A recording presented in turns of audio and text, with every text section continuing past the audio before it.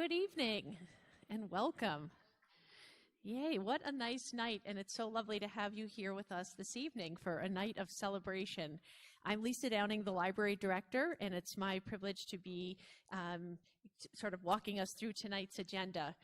Tonight is the Friends of Forbes annual meeting, as well as the presentation of this year's Trustees Award, followed by a presentation by tonight's award winner. So you're in for a treat. I'll start by just giving an update on yesterday's Library Giving Day. I hope many of you are aware that yesterday was Library Giving Day. It's one of two big days of giving that we have at the library. And what makes it really special is that the Friends always come through with a match. And so it allows donors to double the value of their gift and really let us have a spectacular day. And yesterday, the Friends had a challenge grant for us of $25,000, which we matched, raising $26,107.24. So, woohoo! Yeah. And while that number is very impressive, I think what is also very impressive is that that was 302 gifts. And each of those gifts, many of them from people in this room, were given in appreciation of the library and what the library means. And that's different things for different people, but that hope and promise and belief in community is behind it. So thank you all for that support and for being with us tonight. There's one donor, and this is a story that just sticks with me. One of our front desk people came in with a little envelope yesterday, and it had, in pencil, it said Forbes Library, and it had hearts on either side of our name. And it had come to the desk in the hands of a little girl who was there with a parent or caregiver, and the adult said that she's been waiting all month to give this to you. And we weren't sure what was going to be inside, but it was $172 and change in various bills. So we were just delighted at how people came out. And I bring that up not only because we're still on that high, but also it just shows the love for the library and how much we appreciate the Friends, and how, just like a good friend does, our friends wrap themselves around us and give us a hug when we need it most. And so thank you. And we do need it quite a bit these days. We have just heard that the federal funding for libraries has been cut.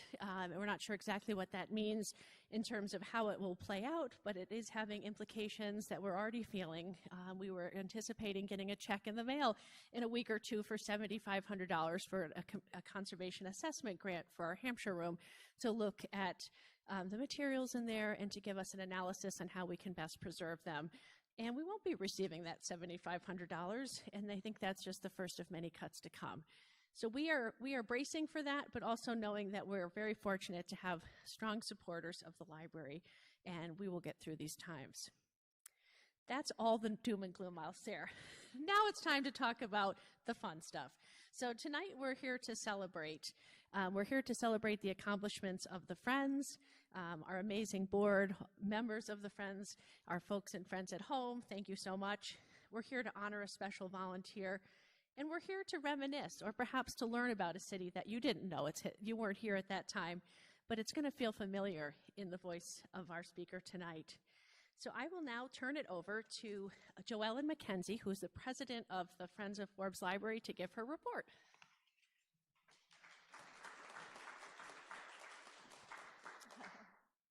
Well, we all know that Rich is the draw tonight, so I'll try to be brief. Good evening. It's a pleasure to welcome you all to our annual meeting. I know I speak for the rest of the board when I say that it's a pleasure and a privilege to support the work of the Board of Trustees, Director Downing, Assistant Director Molly Moss, and the wonderful library staff. Allow me to introduce our Board of Directors. If you could just stand as I say your name or wave. Martha McCormick, Chris Hannon, Scott Monroe, Nicole Sibley, Jackie Frazier, Maxine Schmidt, Susie Campos, Eli Porth, and our newest member, Lori Matthews, had another commitment and couldn't be here. For 40...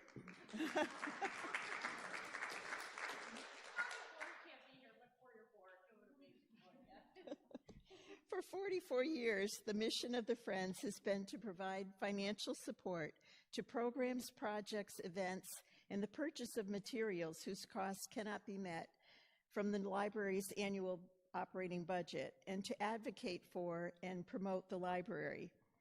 Fundraising is our most important work, and last year our efforts were very successful.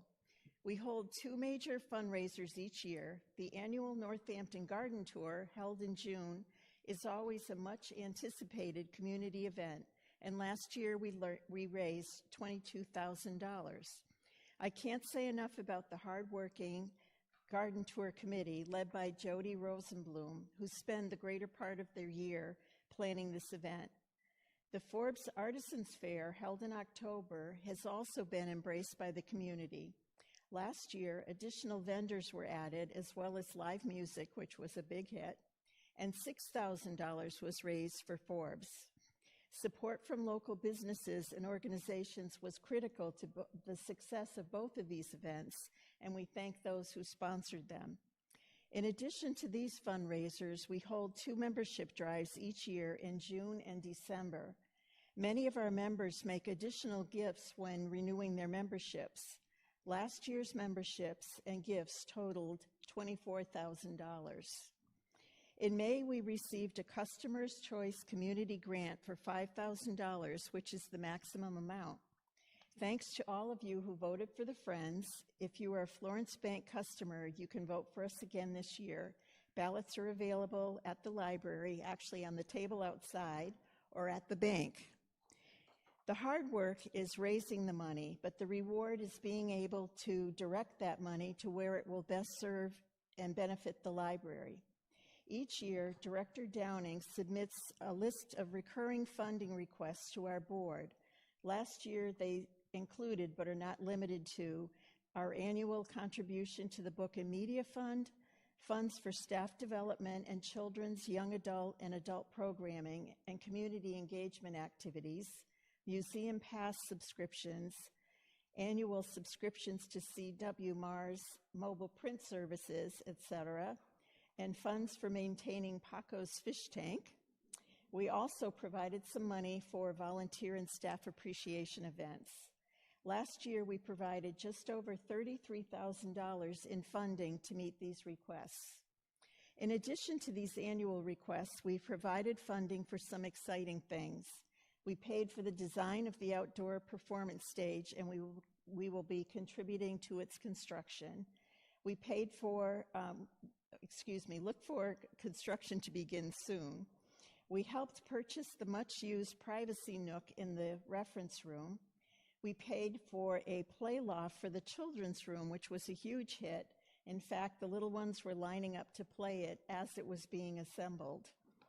We also purchased water bottle filling stations and much-needed map storage for the Special Collections Department.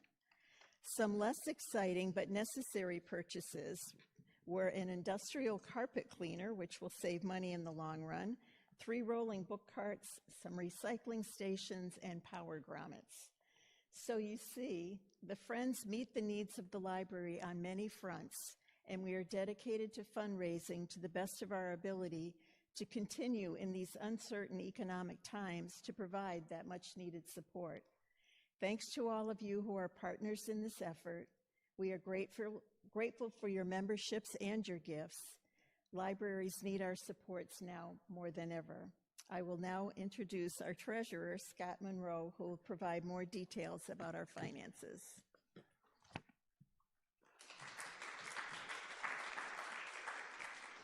Good evening, everyone. I'm Scott Monroe, the treasurer, and Joe shared some of the finance details with us, and I'll just add a little bit more. And with the generous support of our community, we had a solid financial year in 2024. And I'll speak briefly about our endowment fund. Joe mentioned the big sort of summary of our income and expenses for the year. But for our endowment fund, that's been managed by Bartholomew since 2018. We started that with a generous bequest from Kay Burnett of approximately $250,000 then.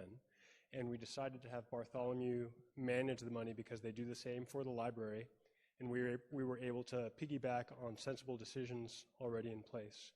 And the hope is that the endowment increases over time, at least to keep pace with inflation, while we make disbursements annually to fund library programming. And the endowment can increase through a combination of dividends, capital gains, and change in value. And it can also increase through dedicated donations, and we also direct some of our budget surplus to the endowment. And altogether, the result of this is that this past year it increased, the account value increased from about $540,000 to about $590,000. As far as the disbursement goes, the board's policy is to make annual disbursements to fund library projects while preserving the capital and keeping pace with inflation for that Bartholomew account. And we base the disbursement on a historical average for the endowment, which makes the disbursement amounts more predictable and consistent. The most recent amount was approximately $13,000 for this past year, and that was an increase of roughly $800 from the previous year. So this has been going on now for about 6 years, and the board is pretty proud that this is now a stable source of funding for the library. Joe had mentioned these sort of big ticket items for the income, including the garden tour and the artisans fair and the membership donations, and mentioned also that the core grant expenses totaled about $33,000. Usually expenses are sort of a negative thing, but for us, almost all of our expenses go to funding library programs, which is great. And because of our better than expected fundraising, we finished the year in the black, and we made some of the surplus available to Lisa for discretionary spending and devoted the rest to the endowment. So in summary, we're grateful we had such an amazing year in 2024, and we hope for great support this next year as well. Thank you.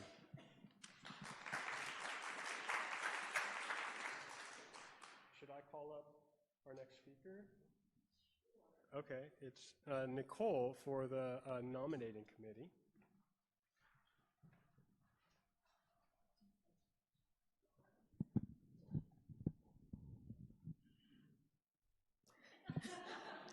I'm afraid to touch it more. It's my pleasure to share our incoming slate of officers. Our president, Joanne McKenzie, our vice president, Jackie Frazier, our treasurer, Scott Monroe, and our secretary, Christine Hannon. Please congratulate our officers.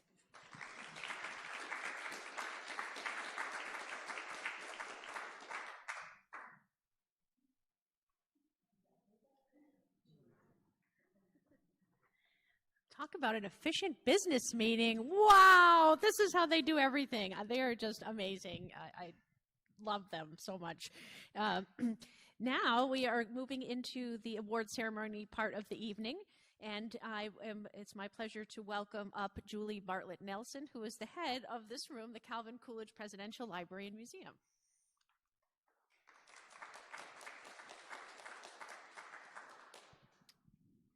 Good evening. So tonight I have the pleasure of introducing our award recipient of the 2025 Trustees Award and our guest speaker tonight, Richard Szlosek. I was first introduced to Rich around 2010 by his friend and library volunteer, Susan Well, who I hopefully is watching us from Florida. Rich was newly retired from practicing family law in Northampton and taking learning and retirement classes, and started writing and thinking about Northampton's history, his own place in Northampton's history, and as an Amherst College alum as well, was interested in Amherst alum Calvin Coolidge.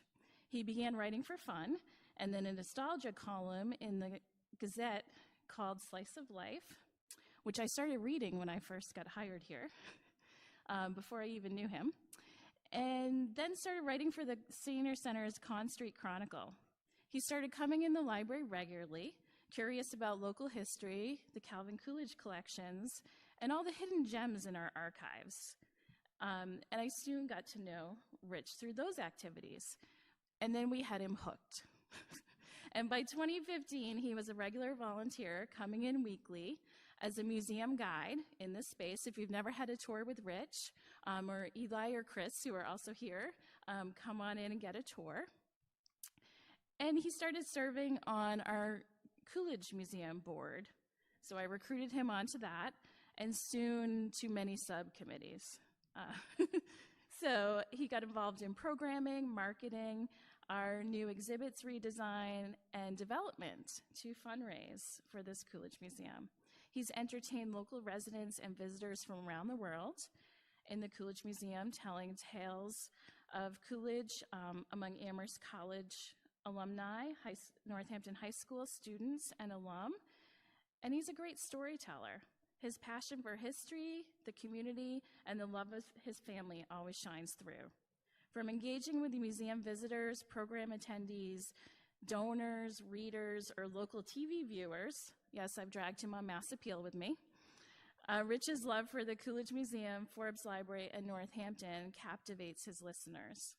We're grateful for the decade and a half of service and friendship to Forbes Library, especially the Coolidge Museum, and the lifetime of love you've given to your community.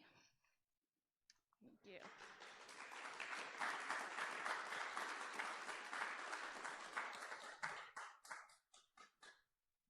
Thank you, Julie. And now it is my pleasure to welcome Ruth Francis from the Trustees of Forbes Library.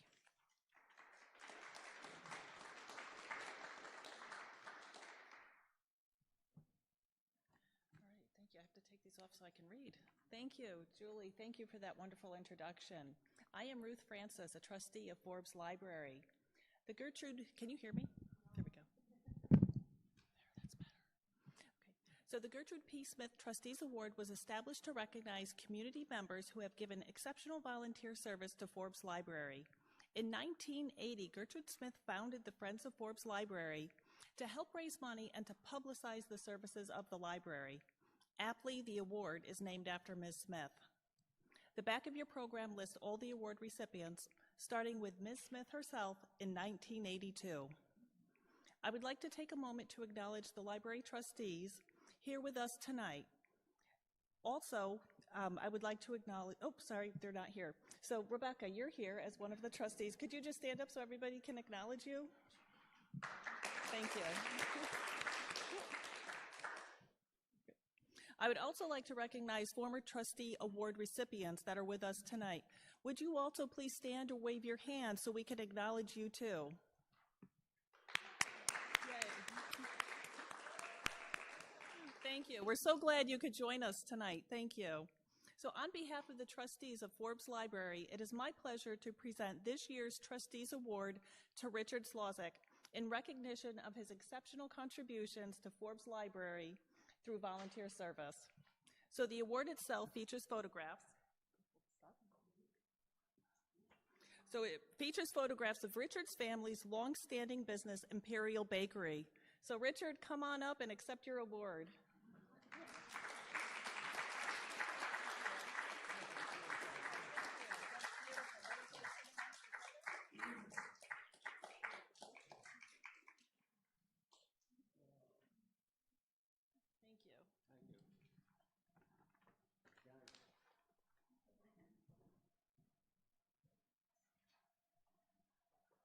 Now I have to get organized. I want to, of course, thank the trustees for the award, and my Tuesday boss, Julie, who knows more about Calvin Coolidge, I think, than any person on the planet, Lisa and Molly, and I want to,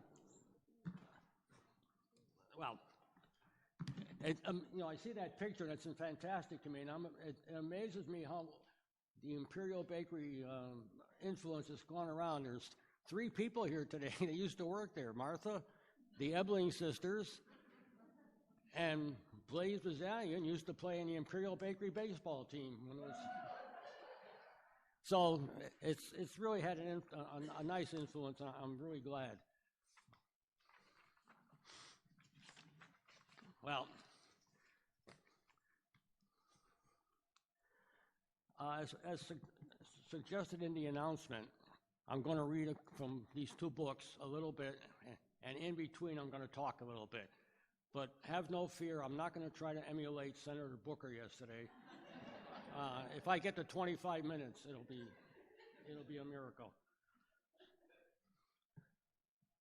All you got to do is find them. So So I'm going to start with this one from the book about Calvin Coolidge.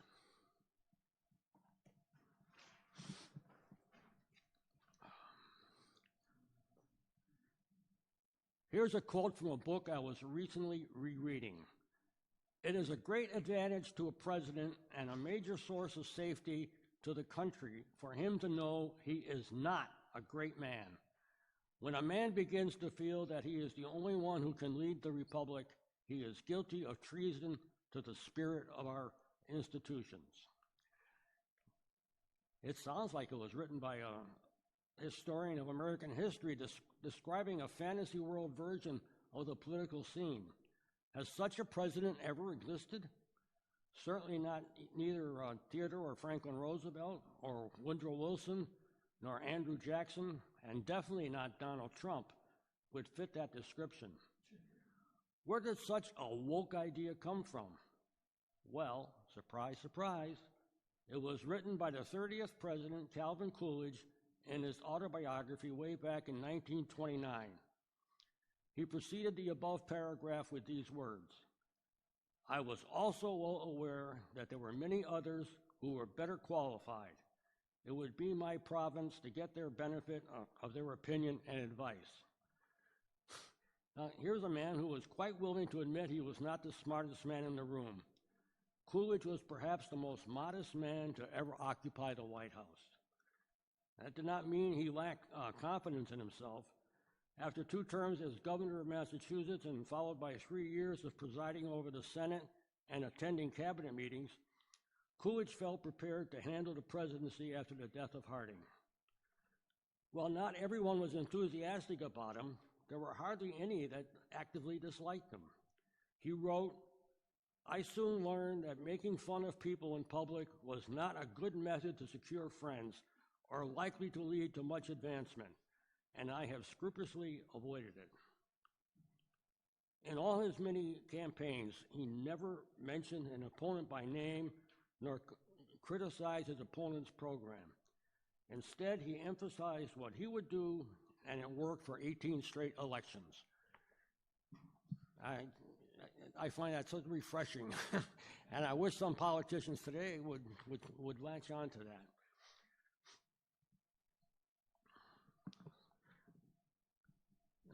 You mentioned that I've been coming to the library since about 2010. And I was never particularly interested in Coolidge before I started. But when I look back now, it seems I was destined to be a docent here. I had once seen Mrs. Coolidge when I was a kid, about 10 years old. And when I applied to Amherst College, I got a letter back from the admissions office telling me that my first interview would be with a local alumnus and to contact him. And I did, and he gave me his address, and it was 21 Massasoit Street. And when I got there, I didn't know at the time, but oh my goodness, this is Calvin Coolidge's home. So my first interview for Amherst College was in Calvin Coolidge's living room. And when I got to college, one of the first things we had to do was have a physical exam. And the doctor who did the exam was Dr. Stephen Brown. And when I told my mother about that, she said, "Oh my goodness, he's the young man who brought you into the world." And subsequently, I found out that he was a neighbor, a friend, and classmate of John Coolidge, the president's son. So I think it had been set way back then that I was going to wind up here someday. When I do have people come, I do lead people around, I try to avoid the issues and his policies.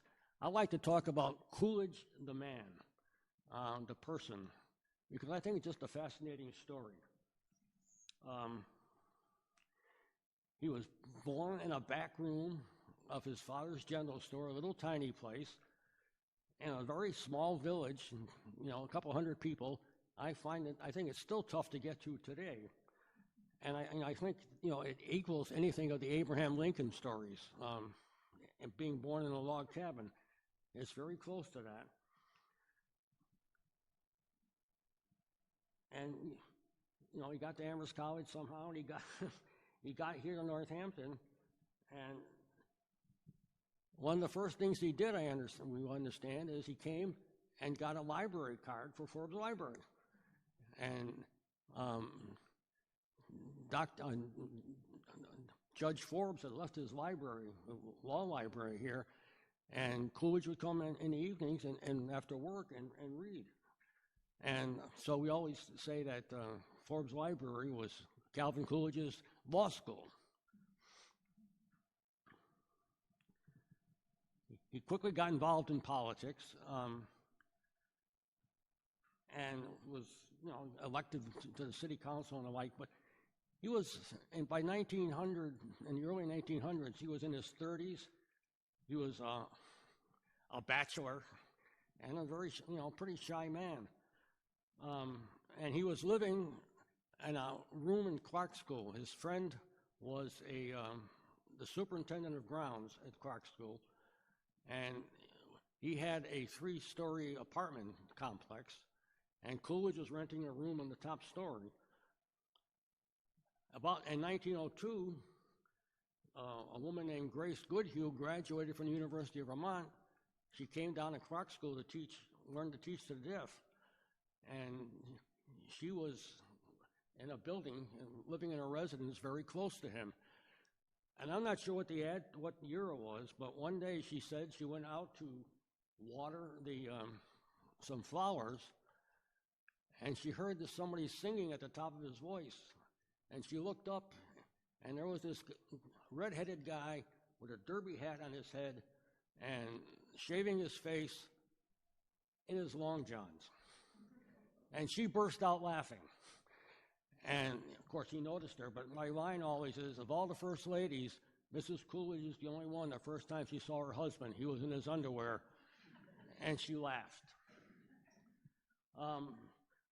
He arranged for his friend, the superintendent, to introduce them, and apparently he said to Grace, "Perhaps you can teach the mute to speak." He was very shy, and even though they were like 100 feet apart from each other, he was writing her letters every day. And at one point he said, I just bought 100 stamps, so you may get yourself prepared for a lot more letters. But of course, eventually they got married. They got married in her family's living room in Burlington, Vermont, with maybe 12 people present. And they had a wedding trip to Montreal, which he cut short because he had to come back to Northampton. He was running for school committee, and he had a campaign. And he lost. That was the last election he ever lost. He won 18 straight after that. But I find it just amazing that in 1905, he couldn't get elected to the school committee, and 15 years later, he's vice president of the United States. That's, to me, just an incredible story. And one thing I always stress about them when I talk to people is how much they love Northampton. In 1906, they moved into 21 Massasoit Street. They never owned it. They just rented it. And they did that for 24 years. But after his father died in 1926, he inherited all his property in Vermont. When he left the presidency, he could have easily moved to Vermont, a nice, quiet, restful place to relax. But he didn't. He came back to Northampton, to his rented house. And when there were so many people on the street trying to see him, and they had no more, they lost their sense of privacy, they didn't move to Vermont. They bought a house in Northampton. And after he died 3 years later, Grace could have moved, but she didn't. She built a house in Northampton, and she lived here till she died in 1957. So I always like to make people understand that Northampton was very, very important to both of them. Now let me look at the other book. And there's some copies of these books available here someplace if anybody's interested in seeing them later. This is from Standing on the Corner in Winslow, Arizona. This is an essay called A House on Elm Street. When I was a preschooler, I had a dentist named Dr. Williams. His office was in his house on Elm Street, the second one in from Massasoit Street as you head towards Smith College. The story is that there was a tropical fish tank in the reception room, and that while awaiting my turn, I somehow pulled the tank off its table onto the floor. Despite all the yelling and screaming that would have ensued, I have no memory of this at all. If it happened, I've successfully blocked it out. However, there are a couple of facts that confirm that there really was a minor fish kill in that office. One is that the next time I was scheduled for a dental appointment, it was for a new dentist in a different office.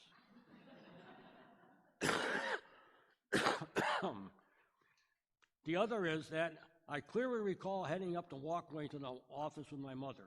The reason that memory is so sharp is that she pointed to the big white house on the right of the building and said she used to live in it when she was taking care of a little girl whose parents had hired her as a nanny right out of high school. There are 6 bedrooms, each with its own bathroom, she said. This is the first time I recall her mentioning her past work history. But I was 4 or 5 years old and about to have some guy put a drill in my mouth, so I didn't ask any more questions. My mother never did tell me much about her former employment as a nanny. She told me that the family name was Looker and that Mr. Looker was a writer and editor who spent a week in New York and took the train back to Northampton each Friday night. He apparently knew many important people, including the Roosevelts, and we're talking about 1935, 37 here. A few times my mother made reference to wheeling the young daughter up and down Elm Street in a baby carriage. But I was growing up on Pleasant Street and had no interest about the life on Elm or who had lived there before I was born. I'm looking for my glass of water.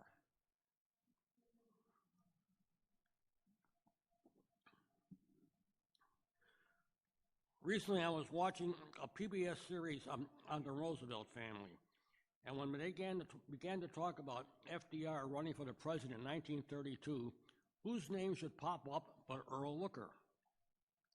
I don't know if anyone else in town reacted to the name, but I sure became alert.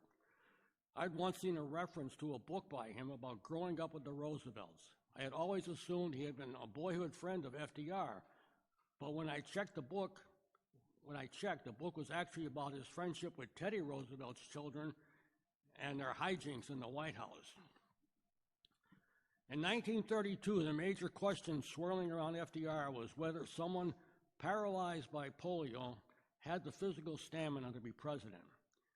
Mr. Looker wrote an article in Liberty magazine in which he claimed that, at his own expense, he had hired 3 prominent physicians who, with the cooperation of FDR, ran some exhaustive tests on him.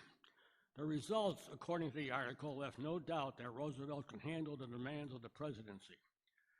Liberty magazine sold several million copies of that story, and the story did much to propel FDR on his way to the nomination. Today, most historians believe FDR actually paid for the doctors, but it's also clear that he had handpicked Looker to write the puff piece.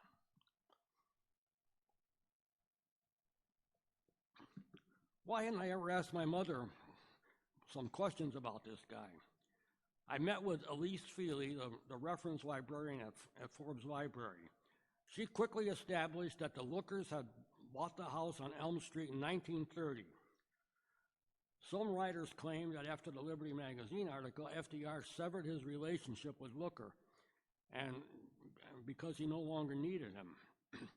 But Miss Feely came up with a clipping from the Springfield Republican dated February 17, 1937, which stated the Lookers had just returned to Northampton from a visit to the White House, where they had been the guests of FDR, who was the godfather of their 4-year-old daughter, Catherine.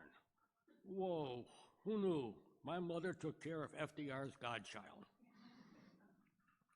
So I'll skip a couple paragraphs here.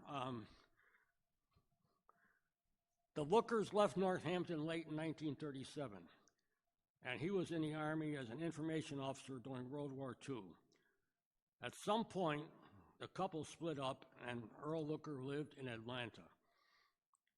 His papers are stored at the Atlanta, Georgia History Research Center. By the time I become interested in him, my mother had died, and so I have no anecdotes from her about him. However, one local person did tell me an interesting story. Gus Serial, a well-known local pharmacist, who was, in his 90s when he was talking to me, he told me this tale. His father had a business of delivering fruits and vegetables door to door in the 1930s. The young Gus would often accompany him, especially when there was no school.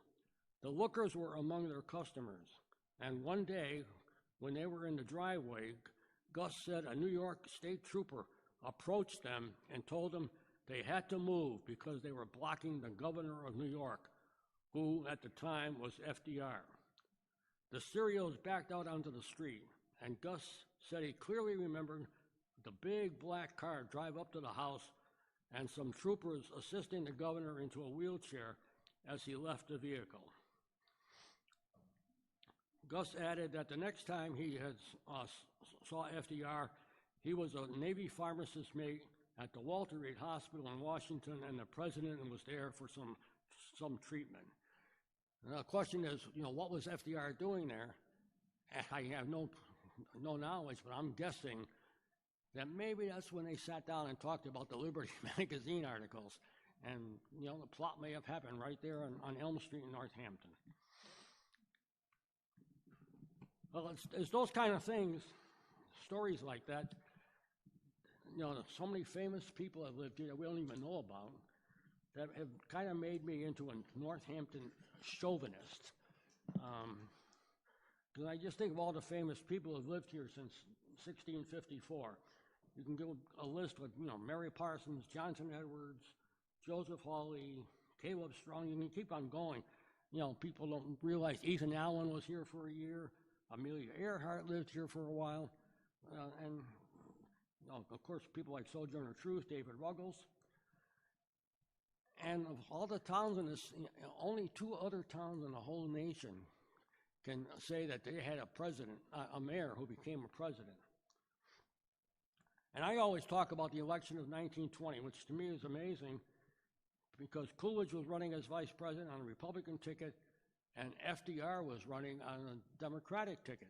Of course, everybody knows about Coolidge and this Northampton connection, but FDR's maternal grandmother was Catherine Lyman, who came from Northampton.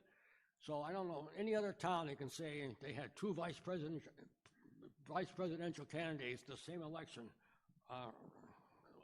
And I always like to put a little, it's the only time Coolidge ran against FDR and he beat him. A lot of you, I'm sure people remember Jim Parsons, who was a local historian, and somebody recently gave me this list of, it's a kind of a chronology of things that happened in Northampton area. And I at the end of it, he has what he calls a baker's dozen of fascinating facts about Northampton. Well, instead of doing 13, I thought maybe I'd act like David Letterman and just do the top 10, in my estimation. So,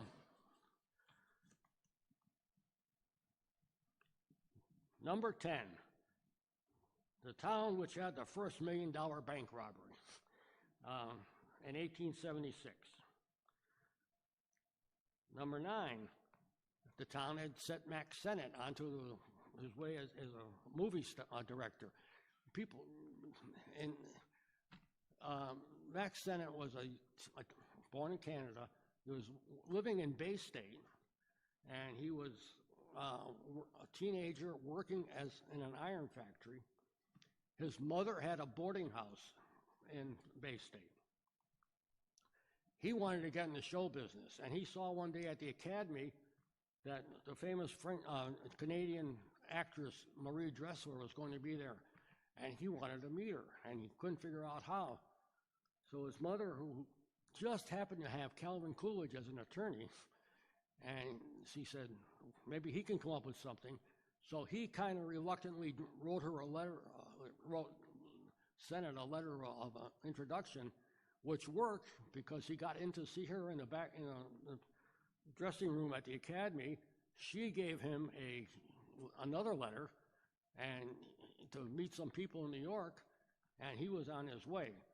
And he wrote that in 1914, just about a decade and a half later, he starred Marie Dressler in the first full-length romantic comedy, and he was paying her $2,500 a week. So that's a nice little success story.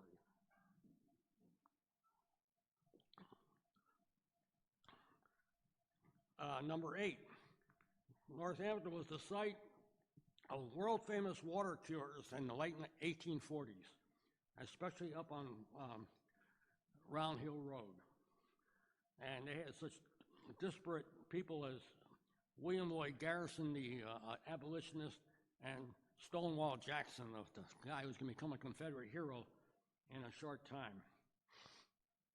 Number 7, the Northampton Association for Education and Industry, the utopian community where Sojourner Truth lived for 5 years.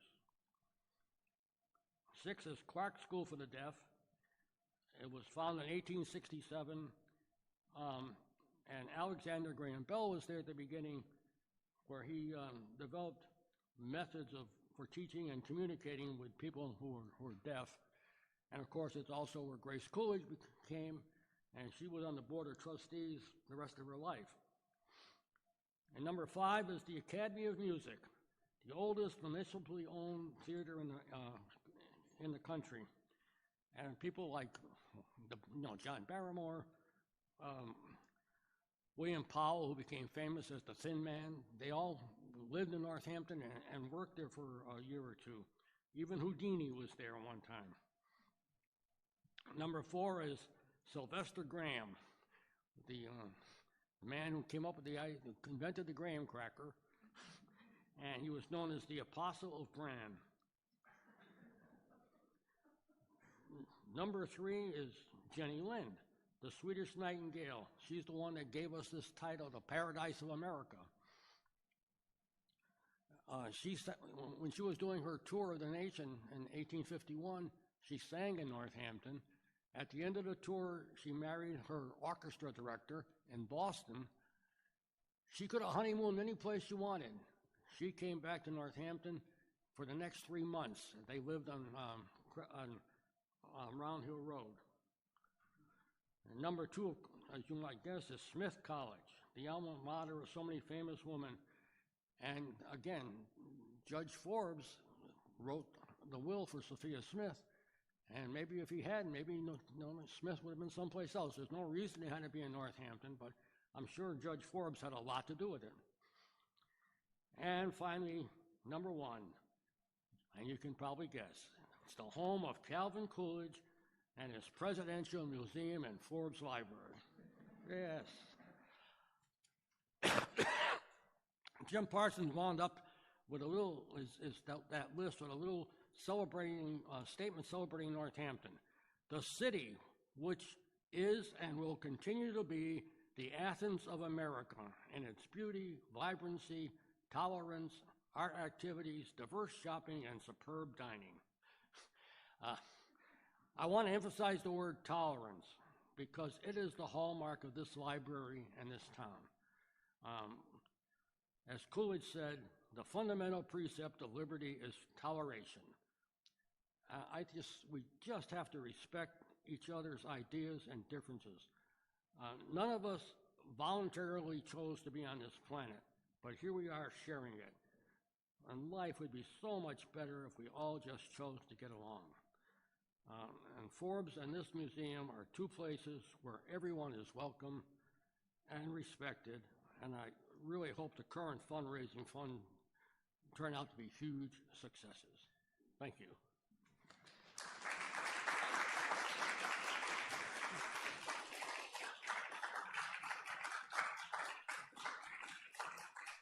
And I don't know who to turn it over to. You'll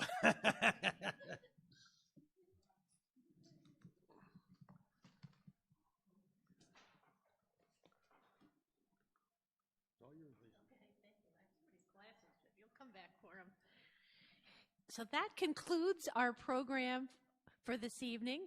A couple of notes. We have Rich's books available for sale.